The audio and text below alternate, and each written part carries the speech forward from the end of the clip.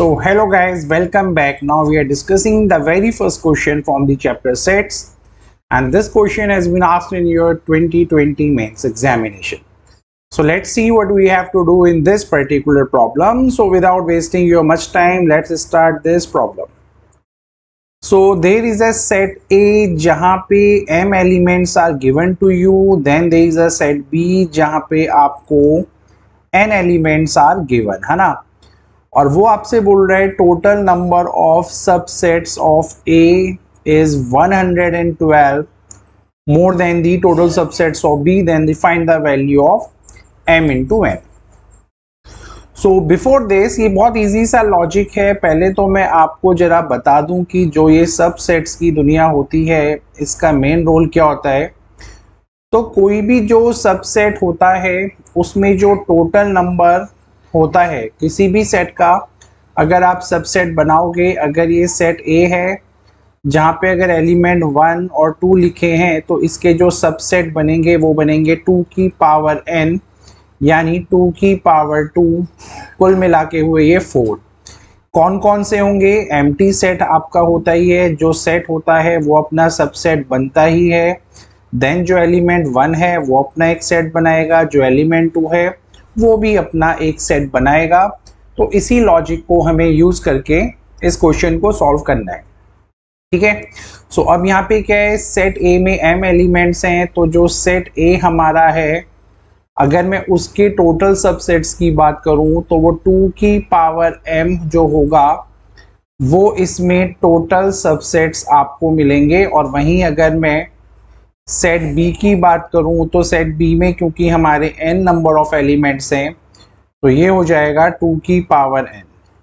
तो as per the question जो subset हैं ए में, यानी जो 2 की पावर m है इज मतलब इक्वल टू कितना मोर है, 112 मोर है. किन से? जो हमारा सेट बी है उनके सबसेट से, यानी 2 की पावर n से. ऐसा क्वेश्चन हमने एग्जाम्पलर में भी देखा है तो बहुत ज़्यादा टफ नहीं लगना चाहिए आपको.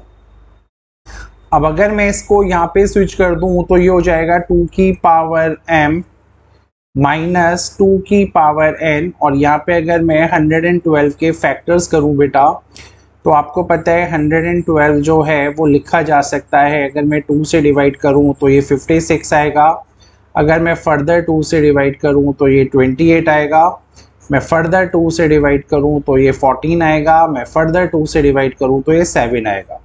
तो कहीं ना कहीं जो फैक्टर्स आपको दिखेंगे वो 2 की पावर 4 इंटू 7 यहाँ पे आपको मिलना चाहिए. ठीक है. अच्छा, अब आंसर तो आपका बिना कॉमन लिए अभी तक तो कोई आंसर नहीं आया गया है और अभी भी नहीं आएगा. तो व्हाट वी कैन डू, ये जो 2 की पावर n है अगर मैं इसको कॉमन ले लूँ तो क्लियरली देखिए, अगर मैंने यहाँ से 2 की पावर n कॉमन लिया तो यहाँ पे बचा माइनस का 1, और m में से अगर मैंने n को कॉमन ले लिया तो ऊपर बचा m माइनस n, है ना. और ये हो जाएगा 2 की पावर 4 इंटू 7 के इक्वल. कोई टेंशन नहीं.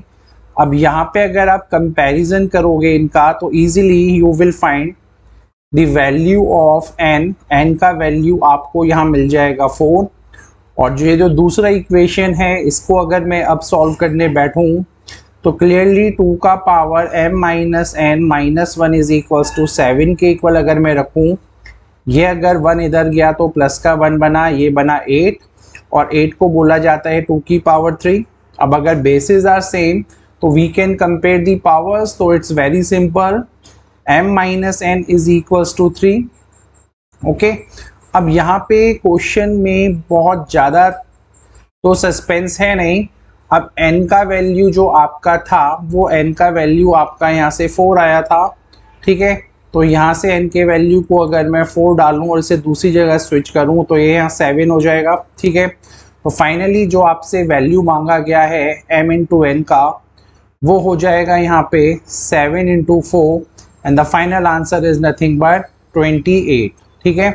सो hopefully the question is clear to you guys. Thank you. Please wait for the next video.